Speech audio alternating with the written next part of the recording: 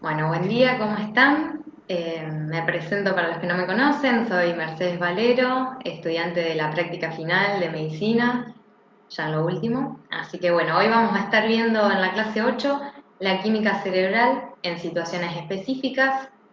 ¿Qué temas abarcan?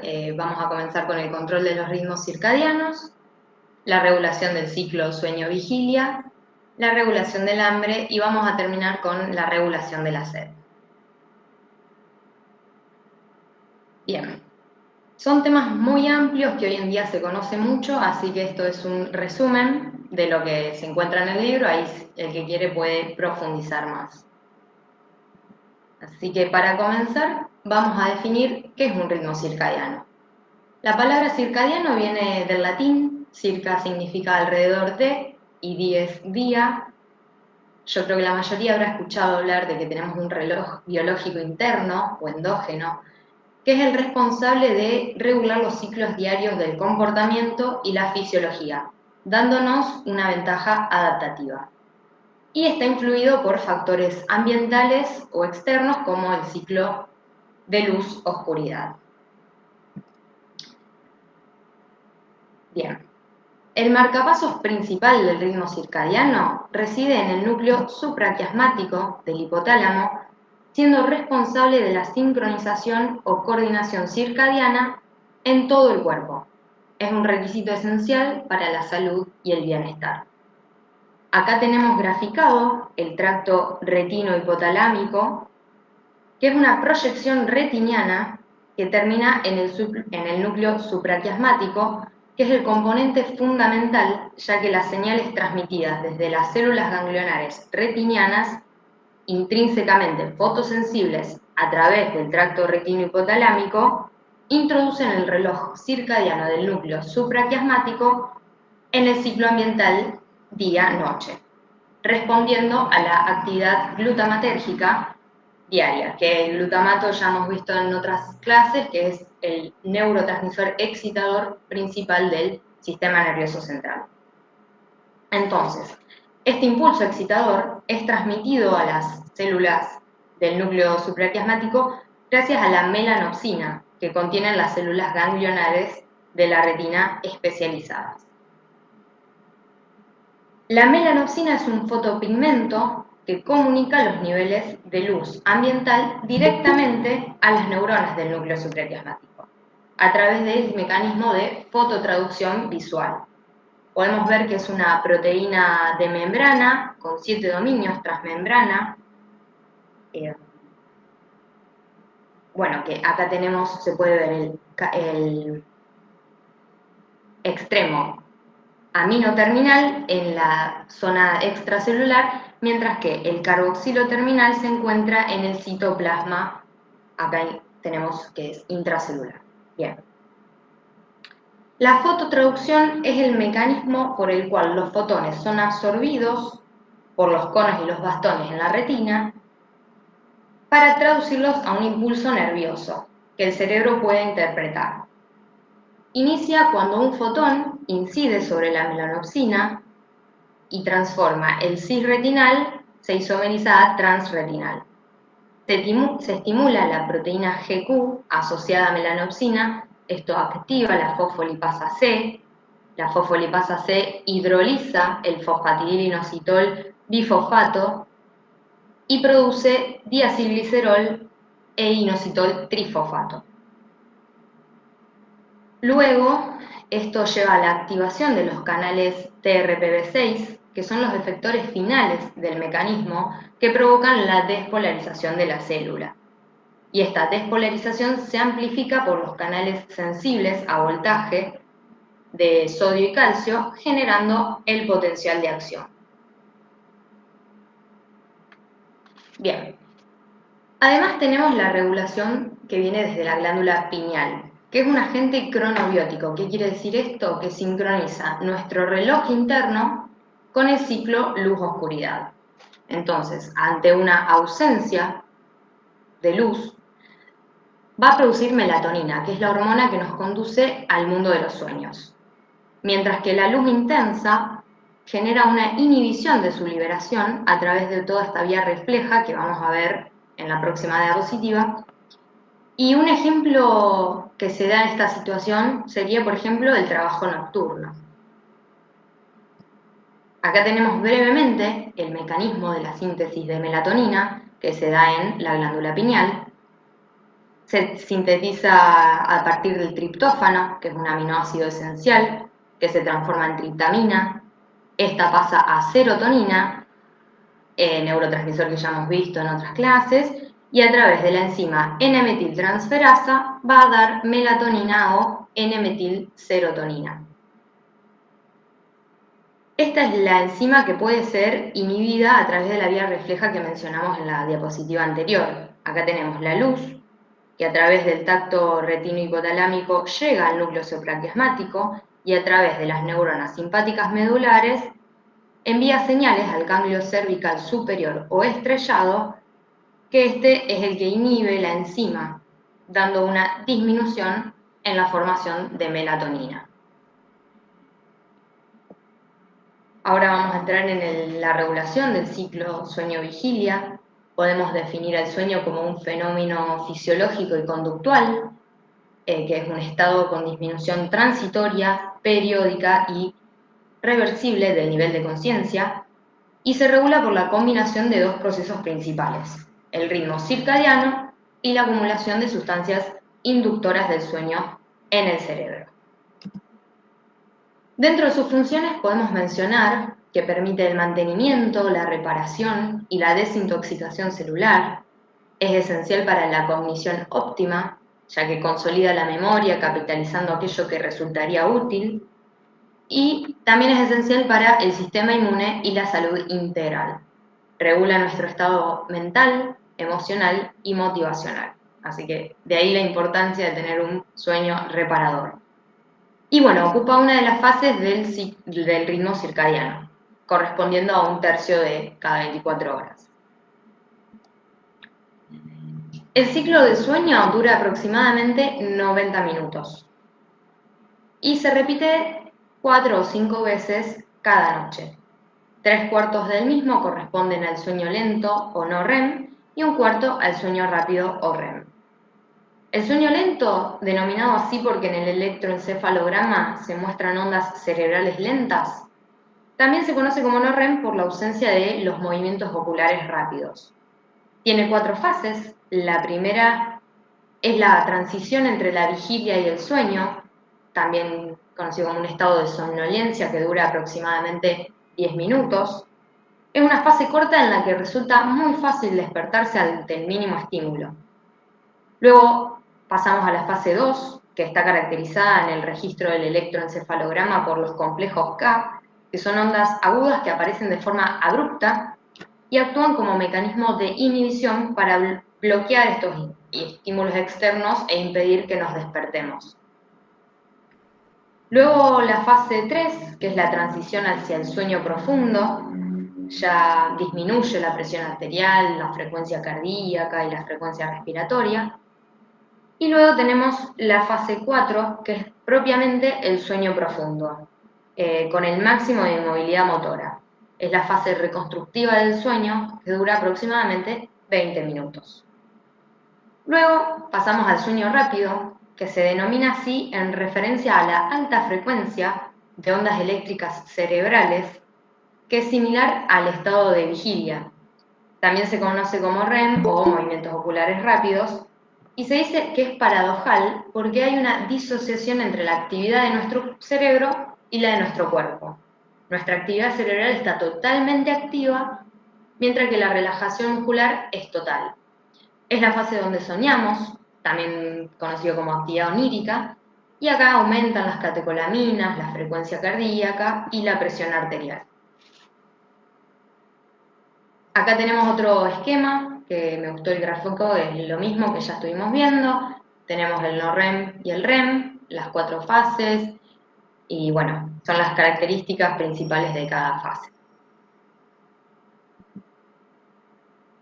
También tenemos que hablar de la vigilia, que es el despertar, una función primitiva. Refleja la activación del SARA, que lo vamos a ver en la próxima diapositiva, por estímulos somatosensoriales o por sistemas motivacionales innatos, como el hambre o la sed. Su hipofunción produce el descenso del nivel de vigilancia en el que aparece el sueño. Y ocupa una de las fases del ritmo circadiano correspondiendo a 2/3 del día. Acá tenemos el SARA o el sistema reticular activador ascendente, que está constituido por axones sensitivos que se proyectan hacia la corteza cerebral, tanto en forma directa como a través del tálamo. Su función más importante es la conciencia y sus neuronas activan la corteza cerebral descargando a alta frecuencia durante la vigilia, lentificándose durante el sueño no REM y mostrando una escasa actividad durante el sueño REM. Puede ser activado por actividades mentales, estímulos sensitivos, visuales, auditivos y proveniente de los receptores del tacto, dolor y presión. Acá tenemos esquematizado lo que explicaba, podemos ver cómo los impulsos visuales de los receptores de dolor, tacto, presión y auditivos ascienden hacia la formación reticular.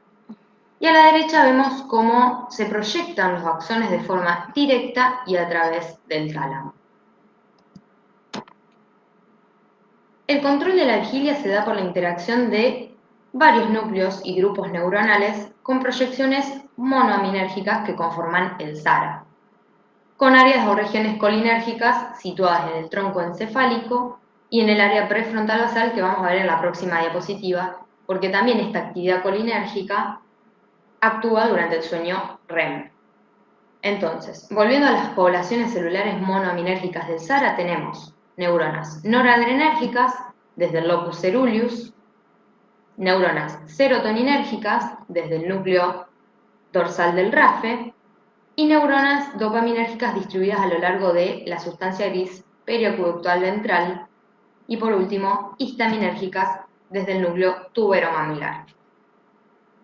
Además, la vigilia está condicionada por el sistema hipocretinérgico orexinérgico.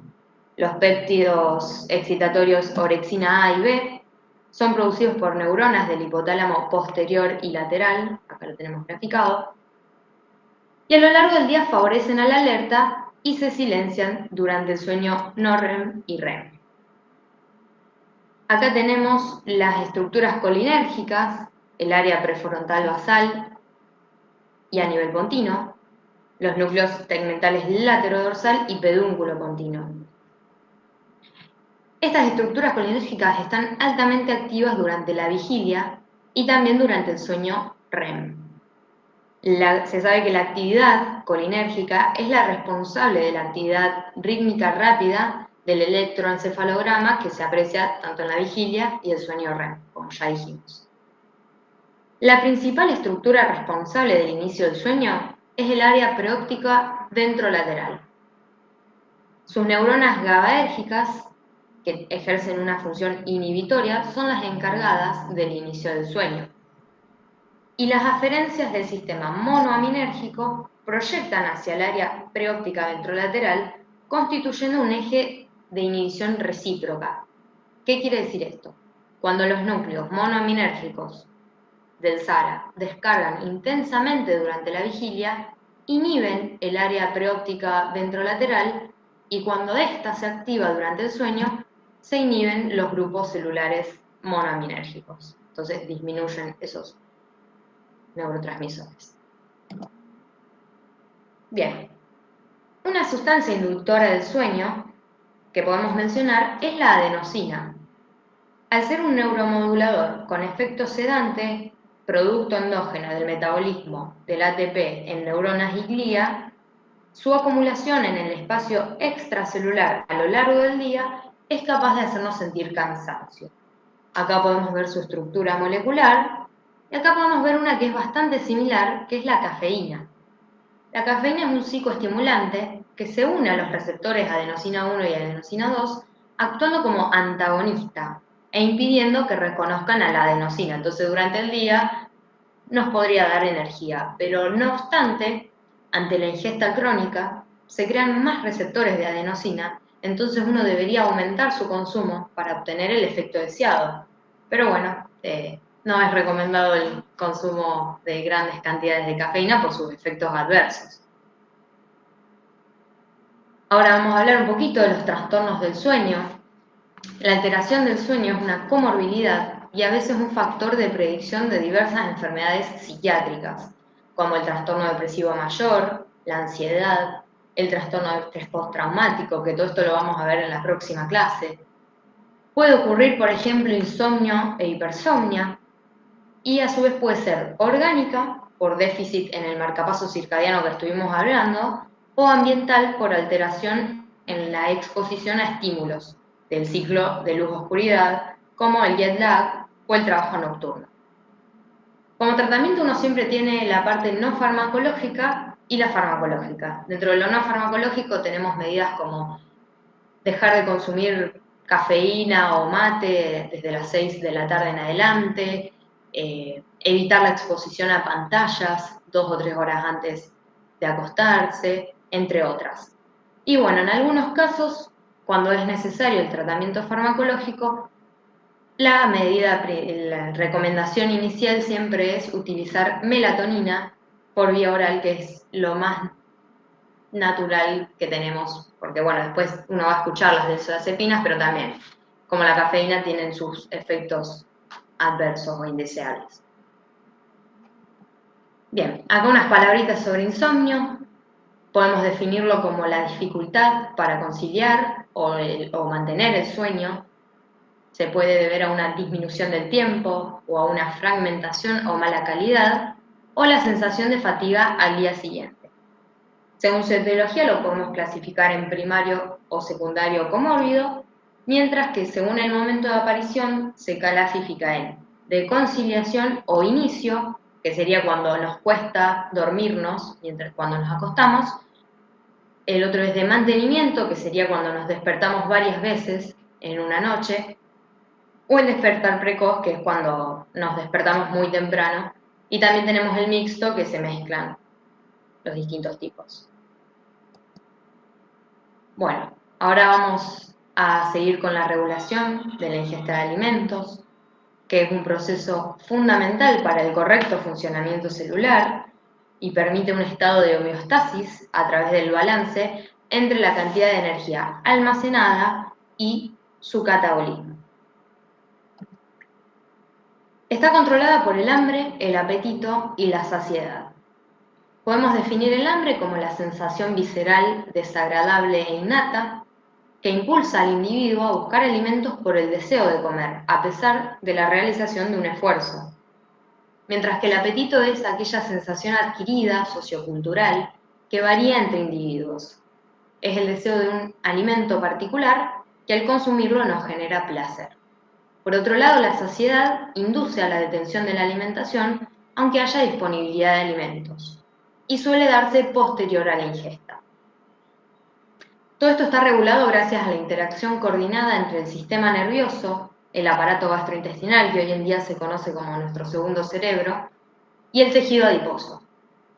La misma se da mediante la conducción de información hacia distintos núcleos del hipotálamo, responsables del control del hambre y la saciedad por diversas señales.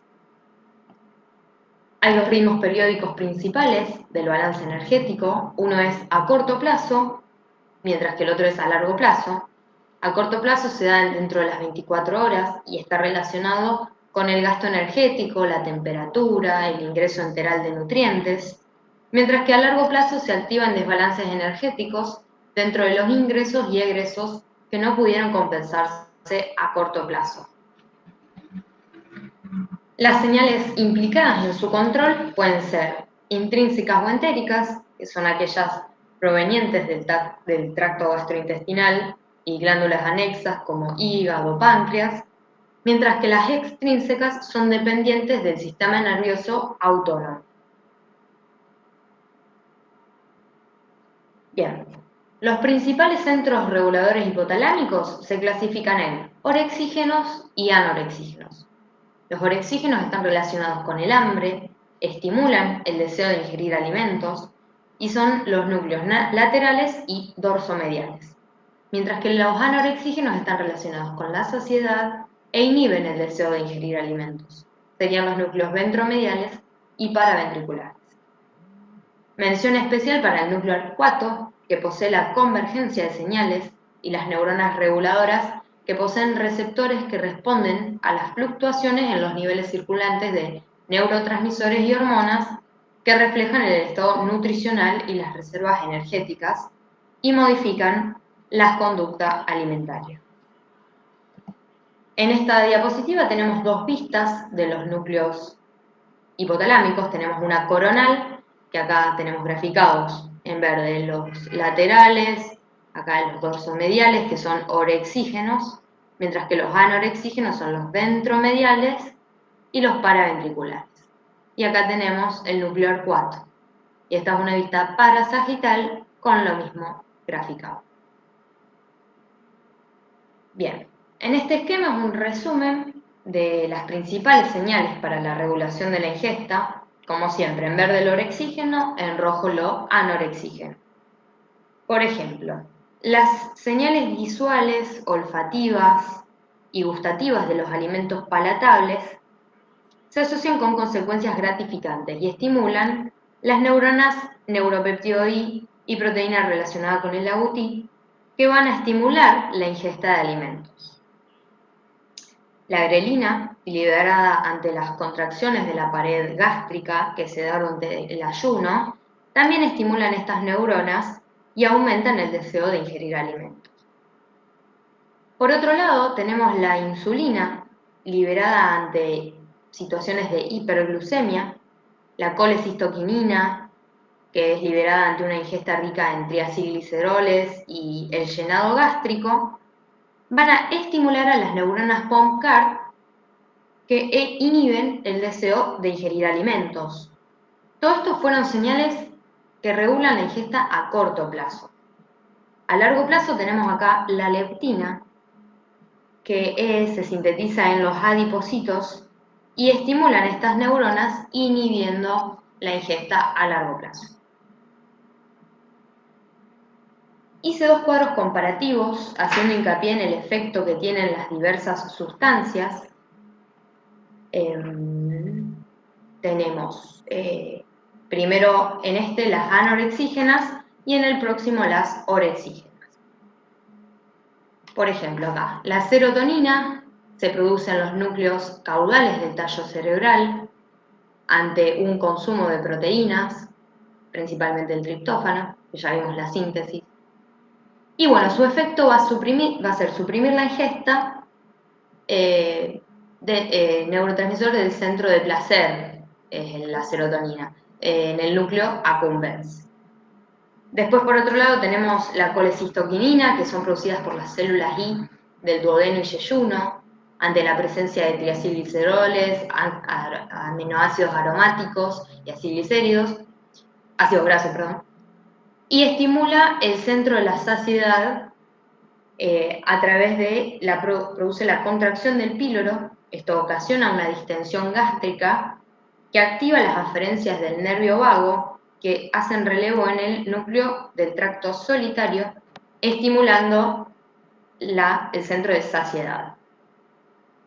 Después tenemos la GLP-1 o incretina, que son producidas en las células enteroendocrinas L en intestino delgado. Su estímulo para la secreción es la ingesta de alimentos calóricos e inhibe el vaciamiento gástrico y estimula la saciedad. Luego tenemos la insulina, muy conocida, producida en las células beta de los islotes de Langerhans, ante una hiperglucemia. Tiene efecto anorexígeno ya que disminuye la expresión del neuropéptido I, es hipoglucemiante y aumenta la producción de leptina. Acá pasamos a la leptina, que es producida por los adipocitos ante un aumento de la insulina, estrógenos, citoquinas proinflamatorias como el interferón, la interleuquina 6 y el interferón alfa, factor de necrosis tumoral alfa, perdón. Y su efecto es la inhibición de la ingesta e incremento del gasto energético por reducción de la expresión del neuropéptido I e incremento de la alfa-melanocito estimulante y CART. Un detalle importante que quería mencionar sobre la leptina es que sus niveles circulantes tienen relación directa con los depósitos de grasa corporal. Entonces, hay más leptina circulante conforme exista más grasa almacenada y viceversa. En pacientes obesos que presentan hiperleptinemia, existe un estado de resistencia a la leptina, probablemente originada por deficiencia de la proteína transportadora en la barrera hematoencefálica. Luego pasamos a la proopiomelanocortina, acá, la POM, que da origen a péptidos biológicamente activos como la alfa-melanocitoestimulante, que se sintetiza a nivel del núcleo arcuato ante una secreción de colecitoquinina, insulina, leptina y tiene un efecto anorexígeno central. Luego el transcrito regulado por cocaína y anfetaminas, también producido en el núcleo arcuato y en el paraventricular, ante una secreción de colecitoquinina, insulina y leptina, disminuye la ingesta, ya que inhibe la respuesta inducida por el neuropéptido I. Ahora pasamos a las sustancias orexígenas. Tenemos el bastante nombrado en la diapositiva anterior, neuropéptido I, producido en el núcleo arcuato y dorso medial. Su estímulo para la secreción es la inanición, el ejercicio excesivo, la grelina, y favorece la ingesta y disminuye el gasto energético al inhibir el sistema nervioso simpático y la termogénesis. Luego tenemos la proteína relacionada con el agutí, también producida en el núcleo arcuato, ante un ayuno o concentraciones de leptina baja, tiene un efecto orexígeno y disminuye la termogénesis. Luego la grelina, producida en el estómago a través de las contracciones de sus paredes y el ayuno, estimula el apetito, la secreción gástrica e inhibe la de la insulina, aumenta la expresión del neuropéptido I y proteína relacionada con el agutí. Luego tenemos las hormonas tiroideas, producidas en la tiroides, ante un aumento de la TSH o el frío, estimulan el metabolismo basal con reducción de los niveles de leptina e insulina. Entonces, en pacientes con hipertiroidismo vamos a observar hiperfagia y adelgazamiento, o sea, comen mucho pero adelgazan, mientras que los pacientes con hipotiroidismo se van a caracterizar por hipofagia, pero ganancia de peso.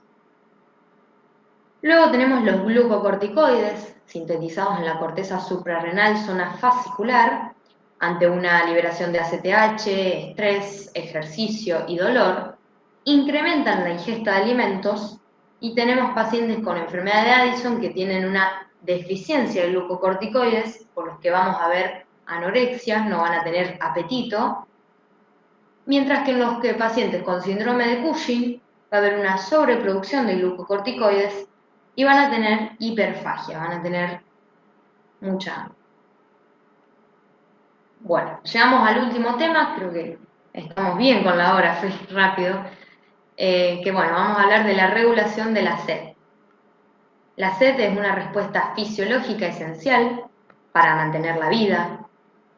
Tiene un papel fundamental en el control de la homeostasis y fluidos corporales. Antes se definía como una respuesta de retroalimentación homeostática negativa a los aumentos en la concentración de solutos en sangre o disminuciones del volumen sanguíneo. Hoy en día se sabe que no es así. Se sabe que es una respuesta anticipatoria adaptativa que predece a esos desafíos fisiológicos. Está estrictamente controlada por el sistema nervioso central para evitar una función cardiovascular anormal y el desarrollo de estados patológicos. Todo esto se da mediante señales neurales y químicas de la periferia que interactúan en el cerebro para estimular el impulso de beber. El proceso de integración sensorial tiene lugar en diferentes núcleos del sistema nervioso central, que ya lo vamos a ver graficado. La percepción de la sed ocurre en centros de orden superior, corteza cingulada anterior y corteza insular, que reciben impulsos neurales de las neuronas relacionadas con la sed. El sistema nervioso central recibe información continua sobre el estado de la osmolaridad del líquido extracelular, la concentración de sodio, la volemia y la presión arterial a través de los osmoreceptores y varoreceptores. La lámina terminalis en prosencéfalo es el principal sitio que regula la sed. Sus neuronas están alojadas en 3 núcleos: el órgano subfornical, el órgano vasculosum de la lámina terminalis, que estos dos carecen de barrera hematoencefálica, por lo que detectan directamente el balance hídrico interno, y por último el núcleo preóptico medial. Este esquema sintetiza la regulación de la sed. Cuando el órgano vascular de la lámina terminal detecta una hiperosmolaridad, transmite la información hacia el núcleo paraventricular y se traduce como sed. Por otro lado, el núcleo preóptico medial es responsable de iniciar el consumo de líquido en respuesta a la estimulación volumétrica angiotensinérgica. Ante una hipovolemia, los receptores cardiovasculares periféricos envían señales al núcleo del tracto solitario, que estimula el núcleo preóptico medial y genera el mismo efecto. Luego, la angiotensina 2 estimula el órgano subfornical, que también estimula el núcleo paraventricular. Este estímulo en el núcleo supraóptico junto con el paraventricular se encargan de la síntesis de vasopresina, que pasa a la neurohipófisis y para ser liberada a la circulación general.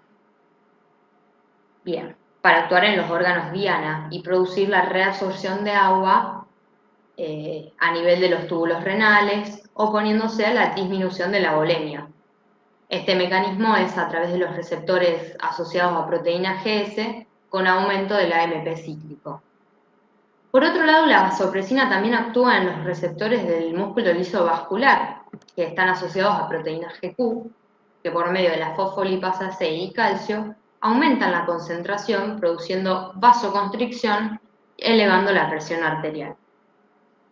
Otros estímulos para la liberación son, acá lo tenemos, el calor, el vómito, mientras que estímulos inhibitorios serían el frío, el etanol, la disminución de la osmolaridad y el aumento de la volemia.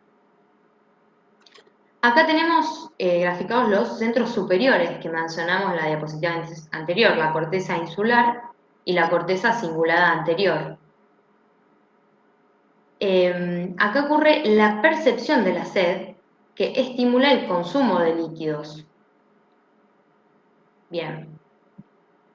Para ir finalizando, vamos a mencionar las alteraciones de la regulación de la sed, que bueno, la ingesta de agua tanto excesiva, que se conoce como polidipsia, como inadecuada, que se conoce como hipodipsia, puede tener consecuencias nefastas.